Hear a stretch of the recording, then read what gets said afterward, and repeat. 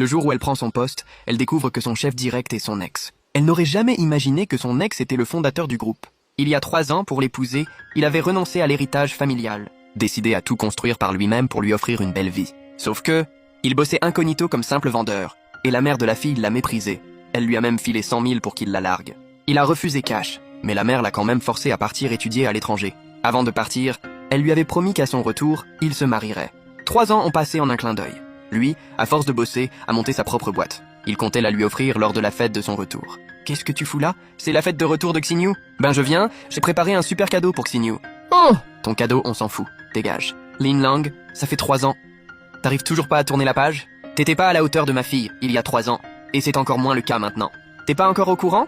Tout à l'heure, le groupe Langxin a publié une annonce pour nommer Xinyu présidente du groupe Langxin. Je suis au courant. C'est moi qui lui ai donné ce poste. Ha ha ha ha ha! T'es qu'un minable vendeur, et tu ferais la loi chez Langxin. Tu sais combien de gens rêvent d'entrer dans ce groupe? Encore un mot et je te fais virer d'ici. Xinyu t'es rentré sans même me prévenir.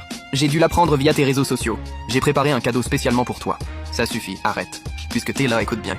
Moi aussi je t'ai préparé un cadeau. Vraiment? Pourquoi Xinyu a l'air contrarié? C'est peut-être parce que j'ai créé Langxin en secret sans lui dire. Mais elle a dit qu'elle m'avait aussi préparé un cadeau de sa main. Elle veut peut-être tenir sa promesse et m'épouser. Lin Lang, on avance ensemble. Dès que je rentre, on se marie. Merci à tous d'être venus à ma fête de retour. Aujourd'hui, j'en profite pour vous annoncer 2 grandes nouvelles. Première nouvelle, je viens d'être nommé PDG de la marque de montres de luxe Langxin. Langxin, c'est la marque de montres haut de gamme qui a explosé ces 3 dernières années. Paraît que la valeur du groupe dépasse toutes les autres marques réunies. Madame Tang nommée PDG dès son retour, une vraie héroïne. Xinyu, dès que tu prends les rênes de Langxin, je t'emmène voir ma famille. Mon père ne pourra plus s'opposer à nous à cause de tes origines. Deuxième nouvelle, et c'est aussi un grand bonheur dans ma vie. Ces 3 ans à l'étranger, un garçon m'a soutenu et encouragé sans relâche. Sans lui, je ne serais pas là aujourd'hui. Et aujourd'hui, il est là, dans cette salle. On s'était promis il y a 3 ans. Dès que je rentrais, je l'épouserais. Aujourd'hui, je tiens cette promesse devant tout le monde. Xinyu, t'as pas oublié la promesse d'il y a 3 ans. Dommage, j'ai pas encore de bague. Tu m'en veux pas? Promis, dès que tu rentres, je t'épouse. Je t'offrirai le mariage le plus grandiose qui soit. Je te fais confiance. Madame Tao, elle monte vraiment en flèche. Mais qui a bien pu avoir cette chance d'avoir ses faveurs? Je suis trop jaloux. Et maintenant, j'invite mon fiancé à monter sur scène. Je vous présente mon fiancé, héritier du groupe Kishi, Xulei. Certaines personnes savent vraiment pas se situer.